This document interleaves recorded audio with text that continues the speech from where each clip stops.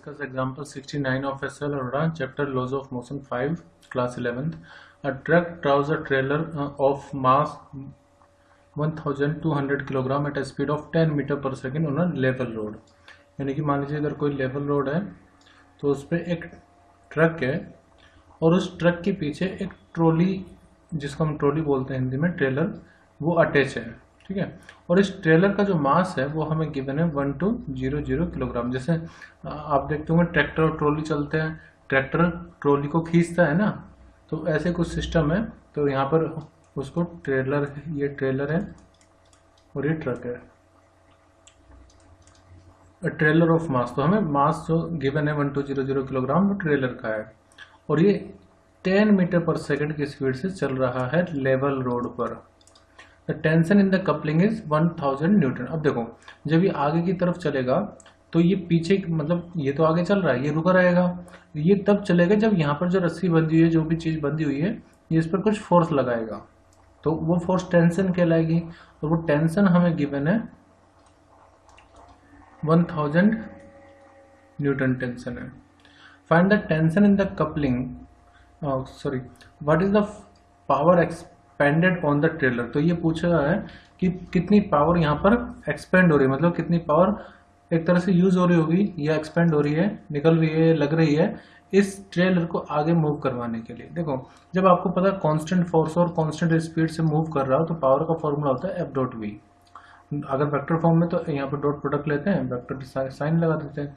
Simply यहाँ पर force और वेलोसिटी में दोनों गिवन है, तो पावर मैं फाइंड कर सकता हूँ जो पावर यहाँ पर एक्सटेंड हो रही है, एक्सपेंड हो रही है। और ये पावर मैकेनिकल पावर है, वो पावर नहीं electric power. P equal to V/V² और P इक्वल टू I²R। ये मैकेनिकल पावर है जो फोर्स इंटू वेलोसिटी के इक्वल होगी। तो फोर्स वही जो टेंशन है, वेलोसिटी जो हमें गिवन है 10, तो यहाँ से हम लिख सकते हैं कि ये आ जाए 10⁴ और पावर की यूनिट होती है वाट। तो ये तो हो गया फर्स्ट पार्ट का आंसर। अब सेकंड पार्ट पे चलते हैं। Second part, find the tension in the coupling when the truck ascends a road having an inclination of 1/6, assuming that the frictional resistance of the incline is same as that on the level road। मतलब frictional resistance जितना पहले था उतनी अभी भी। तो हमें ये बताना है कि टेंशन अब कितनी हो जाएगी, क्या टेंशन रियली में चेंज होगी। तो देखते हैं। देखो, अब इंक्लिनेशन कोई सरफेस है, इंक्लाइंड सरफेस है, और उसके ऊपर ये जो ट्रक था, ट्रक यहाँ पे ट्रेलर से बंधा हुआ है, ट्रेलर, तो इसको ऊपर की तरफ ले जा रहा है। अब लेवल रोड की तो कोई दिक्कत नहीं थी, लेकिन इससे पहले वाले क्वेश्चन को अगर आप देखना, इसको देखने से पहले, इससे पहले मैंने जो अपलोड किया उसको जरूर देखना आप क्वेश्चन को, उसमें काफ़ी कुछ आपको हेल्प मिलेगी इस क्वेश्चन को करने के लिए। अब जैसे ट्रेलर है तो इसका वेट तो नीचे रहेगा, W = mg, लेकिन इस वेट के दो कंपोनेंट होंगे। कौन कौन से? एक तो mg cos थीटा जो कि इसके नॉर्मल रिएक्शन को बैलेंस करेगा, तो वो तो होगा इस तरफ mg cos थीटा जो कि नॉर्मल रिएक्शन को बैलेंस कर देगा इधर। और एक नीचे की तरफ आएगा वेट का कंपोनेंट इस तरफ, मतलब just opposite direction of the motion, mg sin theta. ठीक है। अब देखो, हमें क्या निकालना है? Find the tension in the coupling when the truck ascend।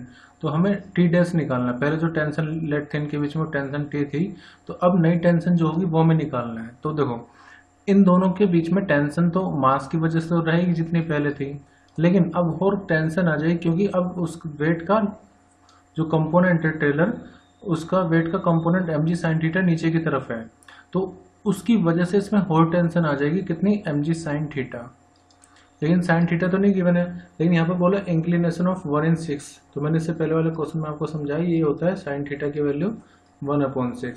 तो देखो, T टेंशन तो हमें पहले से गिवन है 1000, m कितना है? मास ऑफ ट्रेलर यहाँ पर हम लेंगे जो कि 1200, g की वैल्यू 9.8 और यहाँ पर 1/6 से मल्टीप्लाई कर देंगे, so it will be equal to 1000 + 1960।